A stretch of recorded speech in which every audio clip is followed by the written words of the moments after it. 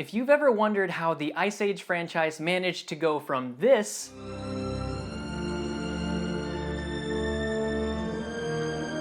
to this,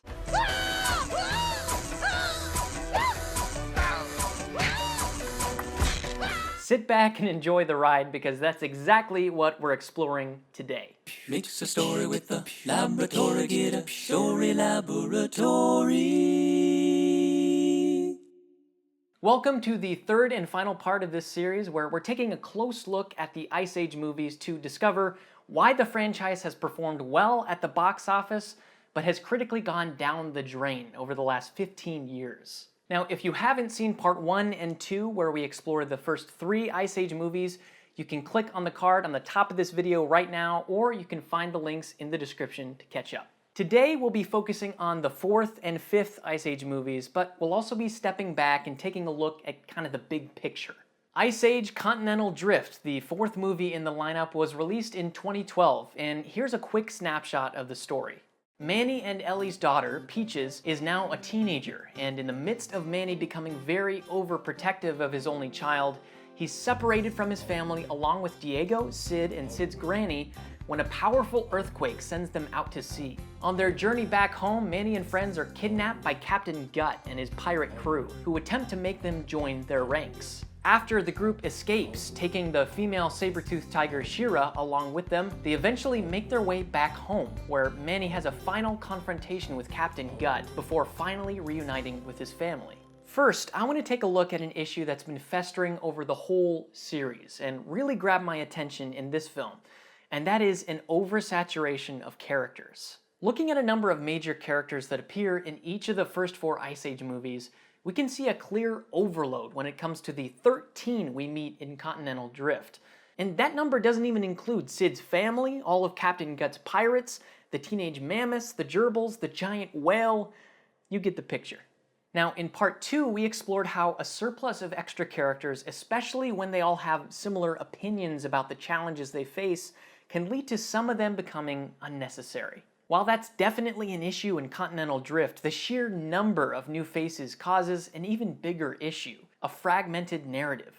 When we take a look at all the different slices of this story side by side, Scrat following a treasure map to find his acorn, Manny's overprotective relationship with Peaches, Peach's teenage crush on Ethan, and Captain Gut seeking revenge on Manny, with a cluster of characters embedded in each of these slices, something becomes very, very clear. None of these elements connect with each other thematically.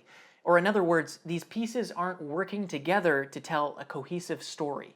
To illustrate this point, let's look at a movie from a different studio that tells the story I think Ice Age 4 was trying to tell, and that's Finding Nemo. Thematically, these two stories have a very similar setup, right? An overprotective parent who gets separated from their child and must learn to let them grow up. Now, in the case of Finding Nemo, I would add another layer to this theme and argue that this story is also about discovering what you're capable of. When we look at the different slices of this story side by side, Marlin's external goal to rescue Nemo and internal goal to rediscover what it means to be a father, Nemo's external goal to escape the fish tank and internal goal to overcome self-doubt because of his fin, and even Dory's struggle with her self-doubt because of her memory problem. We can see that each of these pieces fits into one or both of these big thematic ideas, and they all work together to tell one powerful story under that umbrella. Ice Age 4 is trying to tell 4 different stories here, and never really commits to one of these narratives. While the character count in the Ice Age movies has increased exponentially over the years, something else that's been building in this franchise is its embrace of the absurd. We can see some of this starting in the 3rd film, when our friends discover that dinosaurs aren't extinct after all, and are thriving in an underground oasis. Then, in the 4th film, Scrat inadvertently causes the breakup of Pangaea, and splits the continents with his acorn. But none of that holds a candle to the level of absurdity that we're going to find in the 5th and most recent Ice Age movie, Collision Course. Here's a basic rundown of the story to give you a sense of what I mean. When Scrat finds a UFO in the ice and flies it around outer space, inadvertently sending a giant asteroid toward Earth, Manny and the gang, reuniting with Buck from the 3rd film, journey toward what will be the asteroid's crash site to figure out how to prevent the impending collision. Along the way, Manny continues to lament his daughter Peach's growing up, who's planning a wedding with her fiancé Julian.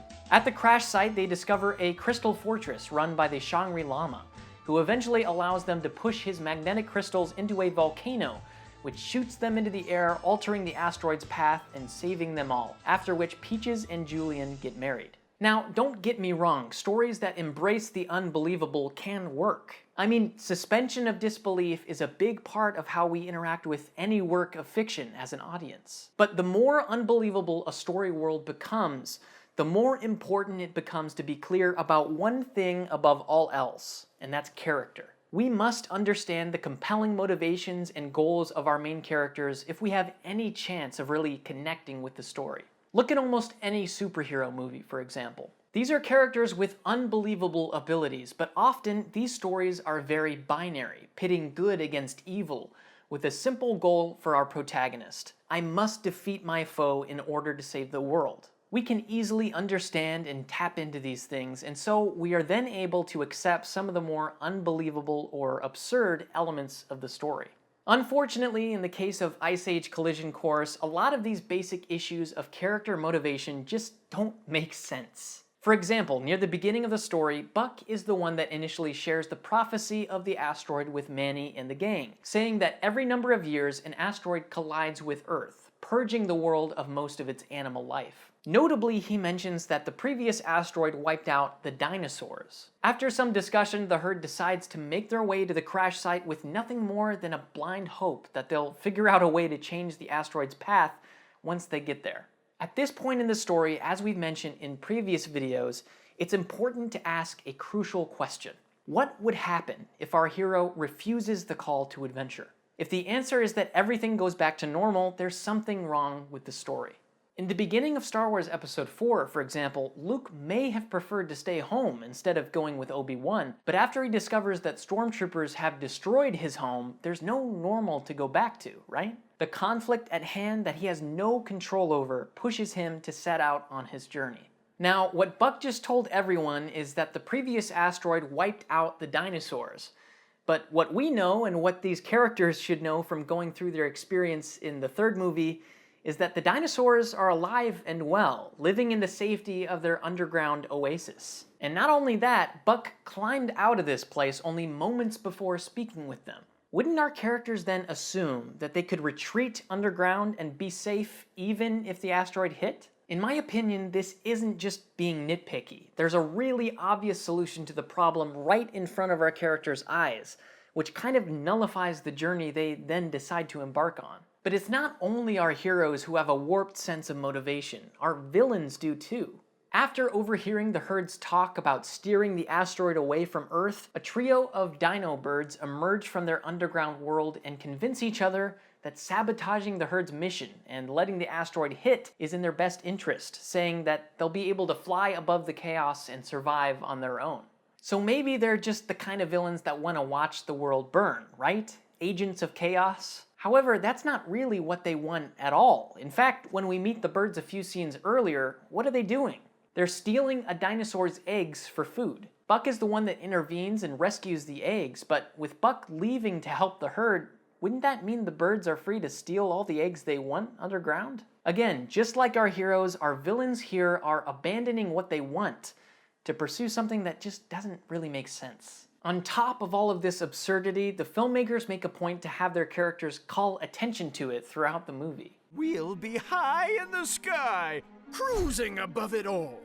That's the stupidest thing I've ever heard. But unfortunately, this kind of feels like a cop-out. As a filmmaker, just because you're self-aware of the story problems and call attention to them doesn't mean they're any less of a problem, right? So here we are at the end of our Ice Age journey, and the big question remains: why has Ice Age gotten worse? We've explored a lot of the major problems with the storytelling, but the reality is that there are some big challenges happening outside of the stories themselves. Taking another look at the numbers, it's clear to see that sequels make money, and Ice Age is no exception. Sequels are financially safe and dependable releases for studios and allow them to keep creating. In his book Creativity Inc., Ed Catmull has a name for this necessity to keep the machine moving and this desire to capitalize on past success, and he calls it feeding the beast. To quote Ed, when it comes to feeding the beast, success only creates more pressure to hurry up and succeed again, which is why at too many companies the need for product drives the output, not the strength of the ideas at the front end. It's that frustrating relationship between movies as a business and movies as an art form, right? The ideal situation is to strike a balance between the two, but sometimes the beast takes over, and we end up with something like this. I do. Most deaf.